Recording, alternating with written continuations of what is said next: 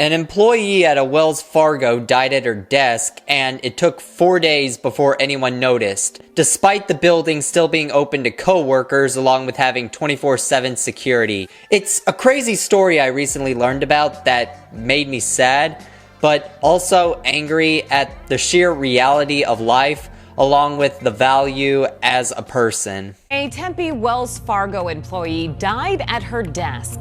And 12 News is now confirming that it may have taken as many as 4 days for anyone in the office to notice. I saw a comment that perfectly puts this situation into perspective. 5 minutes late, you get fired, dead at your desk, nobody cares. It's not like she was in an isolated building or died over an extended weekend. They just didn't know or didn't care that someone had died until it became an inconvenience to them.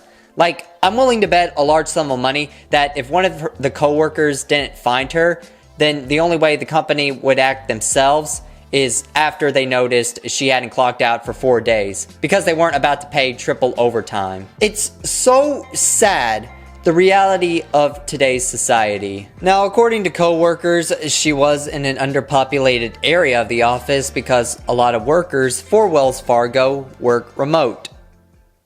That still doesn't explain how nobody noticed. There were co-workers along with 24/7 security. Plus, I imagine higher executives for Wells Fargo who come in every couple of days, or at the very least, custodians who are supposed to clean the building regularly.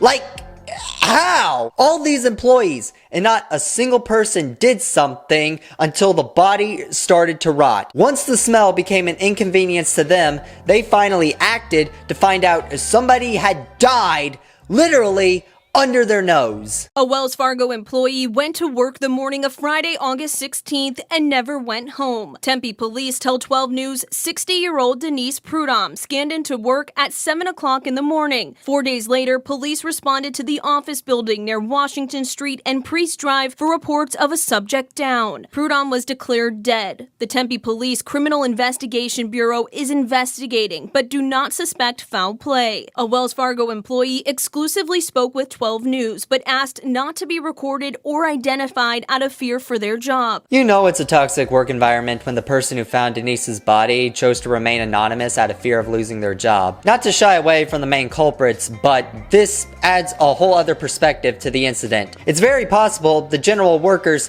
knew Denise had died, but chose not to say anything out of fear of losing their job.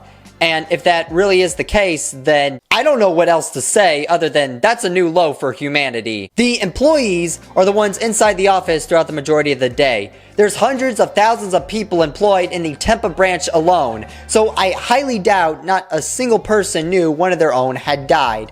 If that really is the case, then that's not any better. Either way, this is bad publicity for the Tampa branch and Wells Fargo in general. They are horrible for letting this happen. Obviously, the main perpetrator is the executives themselves. They don't see employees as people, just dollar signs. Once you stop making them money, you're no longer of value.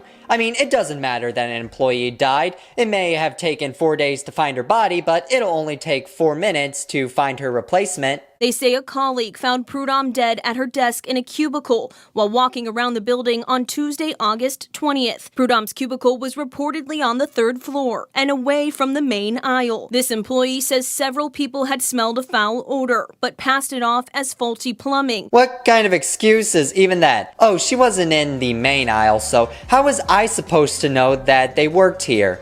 So if somebody isn't in one of the cubicles out front, then they just cease to exist at Wells Fargo, apparently. They're treating it like she was sent to the f***ing back rooms. This reminds me of an episode of Friends where Phoebe takes up a job as a telemarketer and winds up trying to prevent a cubicle worker from killing themselves.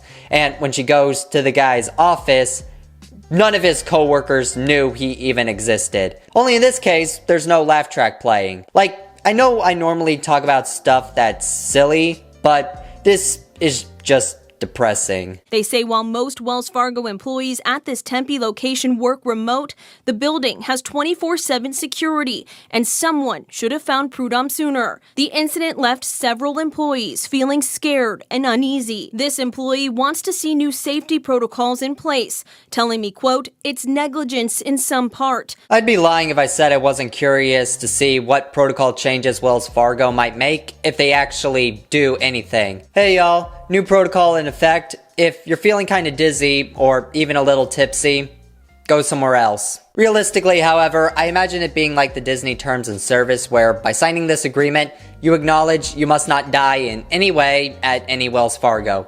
And if you do, we're not liable. They're not gonna start treating their employees like people. What are you, crazy? Are you smoking the crack pipe? There is a higher likelihood that I'll win an Oscar for a porn video starring my flaccid cock than these companies giving a shit about their employees. But I do think they'll try to conjure up some sort of desperate attempt at trying to spin this in a positive way. Hi, CEO of Wells Fargo here. This was a huge wake-up call. We're deeply saddened by the loss of employee number 8675301, and we're shocked by what happened. We do not condemn dying on the premises, and we're initiating new measures to prevent something like this from happening again. That's why, at Wells Fargo, we're mandating health check-ins during breaks so that we can ensure all employees are in peak physical condition to continue working. We are also tightening our leniency when it comes to slacking, and custodians will be required to check every cubicle after cleaning so that any corpses can be accounted for before the next workday. A different worker also spoke with 12 News anonymously. It was just uncomfortable. Again, calling on the company to do more. Body was there about 4 days before anybody found it, before anybody walked up to her and just to say hi, make sure she's okay. She was just laying on her desk. It truly is sad knowing that this woman died alone. From the sound of it, nobody in the office knew about her. They never went up to say hi or anything like that.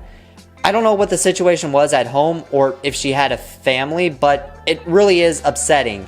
And if she did have one, then they should absolutely sue and be entitled to reimbursements, plus the triple overtime Denise earned from being at the office for an additional 72 hours. A Wells Fargo spokesperson previously sent 12 News a statement saying, in part, "We are deeply saddened by the tragic loss of our colleague at our Tempe office," adding counselors through our employee assistance consulting service are available to support employees.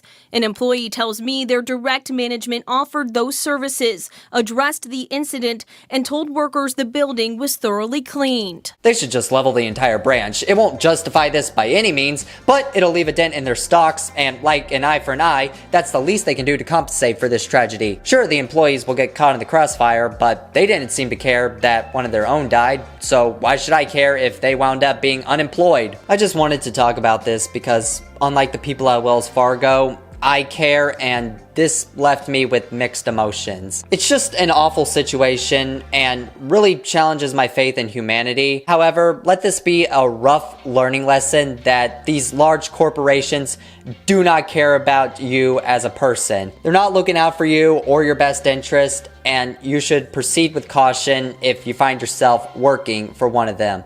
Also, maybe take a moment out of your day to acknowledge someone who's part of it, whether it's via a passive conversation or a simple hello, because it could make a difference. That's really about it. So,